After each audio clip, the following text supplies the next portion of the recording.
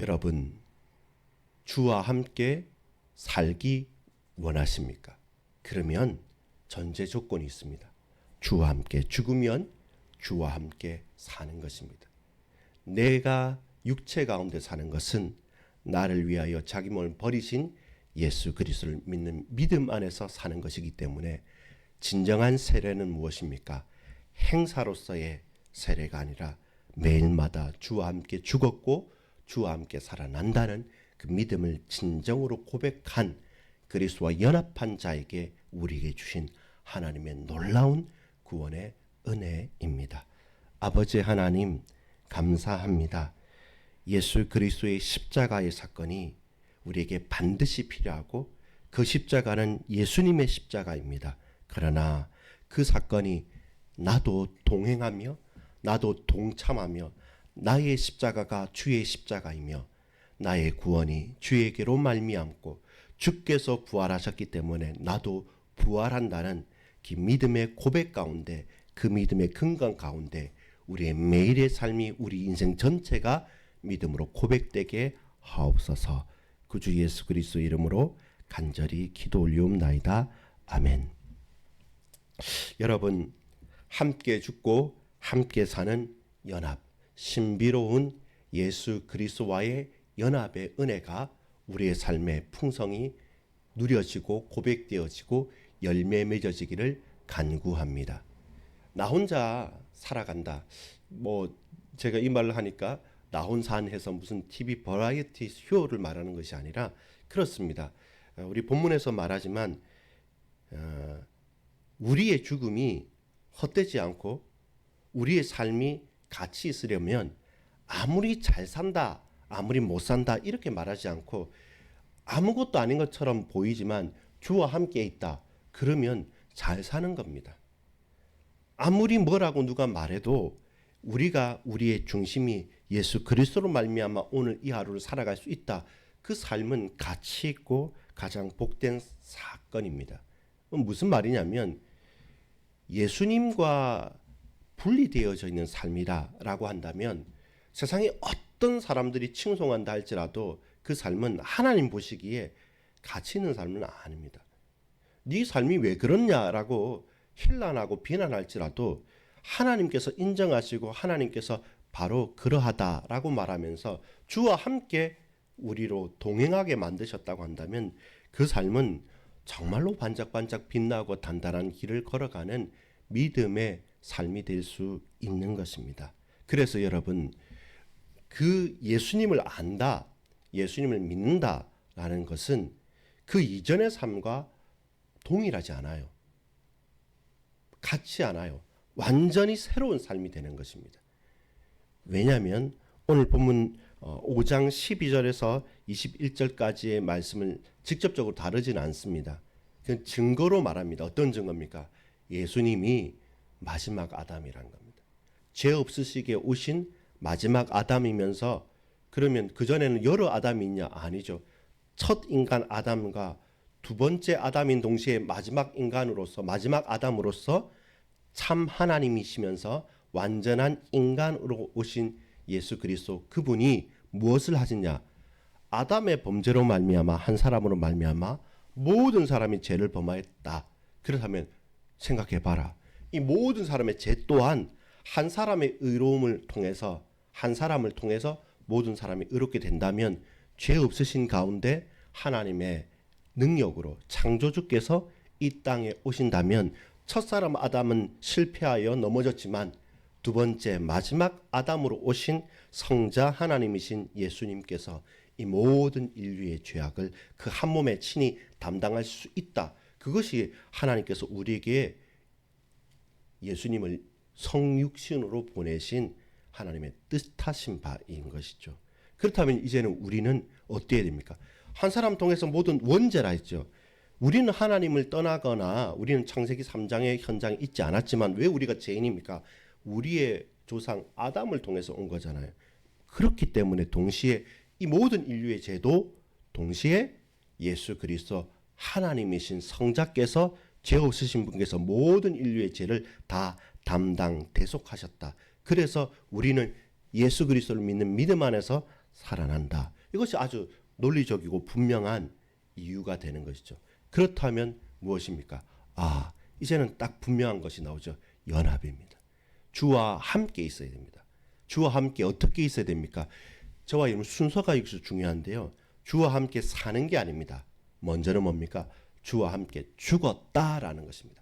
죽겠다. 이제 주님과 함께 어디든지 가겠습니다. 라고 말한 게 베드로의 말이었어요. 그러나 그 십자가의 사건은 베드로 같이 감당할 수 없었습니다. 그는 낙심했습니다.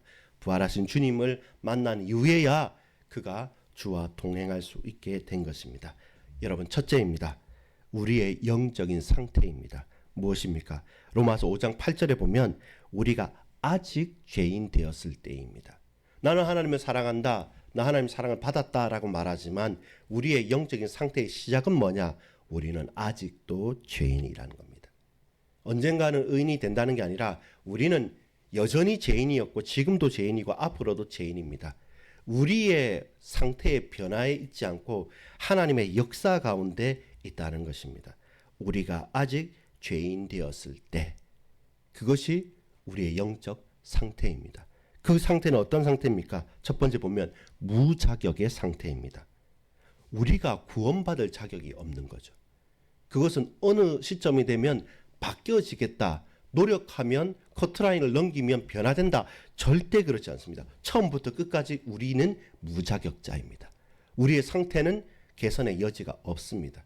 그래서 우리 월요일날 본 것처럼 계속적인 어둠이에요. 절대적인 고통입니다. 그래서 우리를 보면 볼수록 도저히 불가능한 것, 그것이 우리의 영적 상태입니다.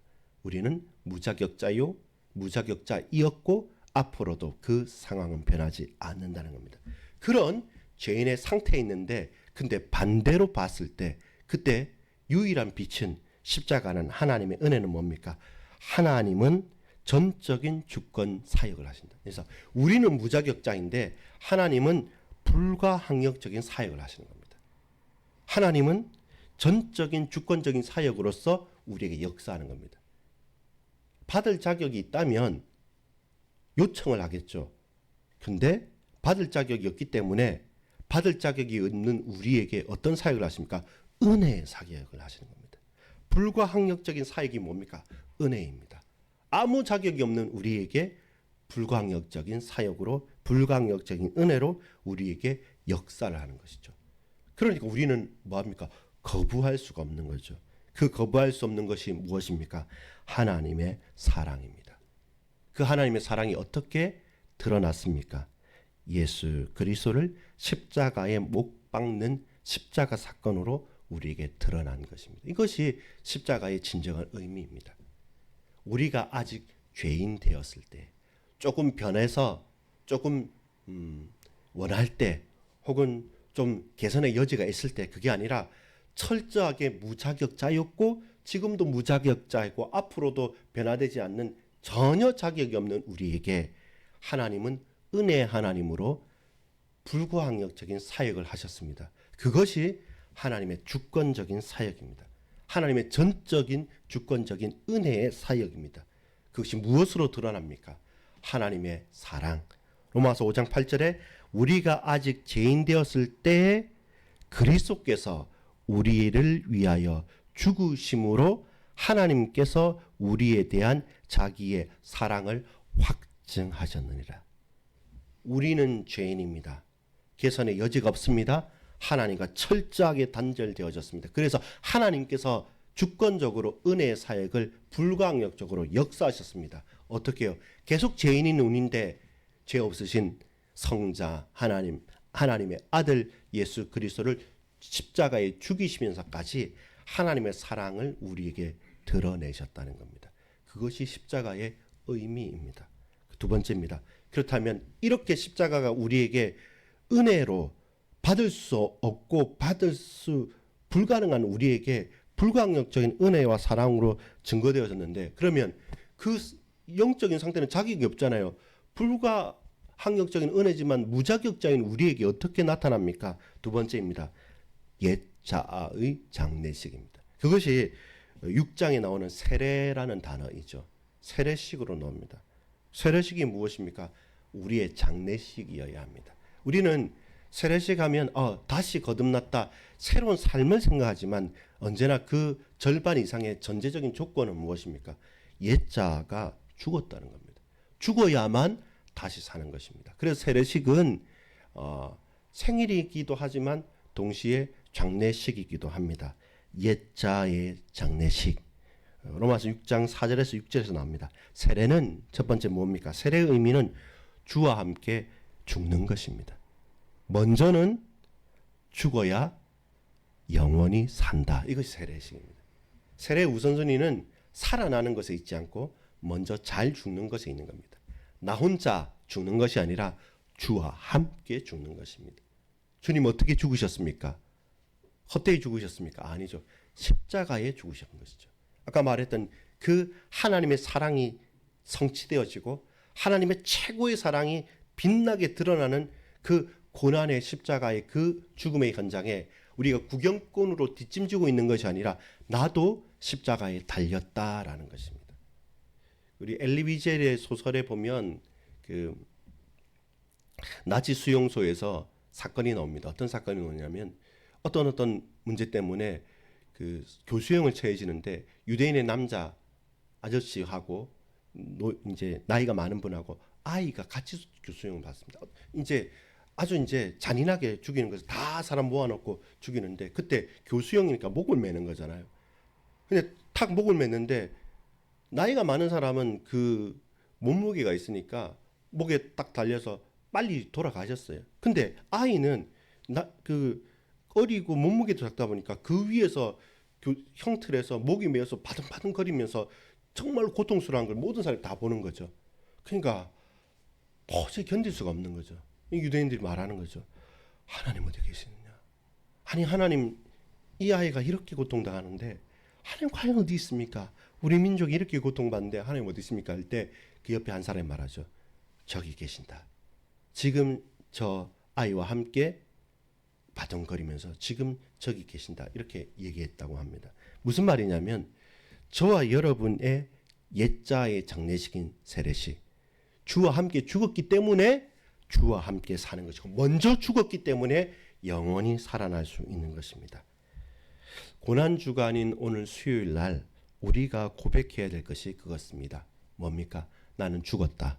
나 홀로 죽은 것이 아니라 주의 십자가에 나도 죽었다.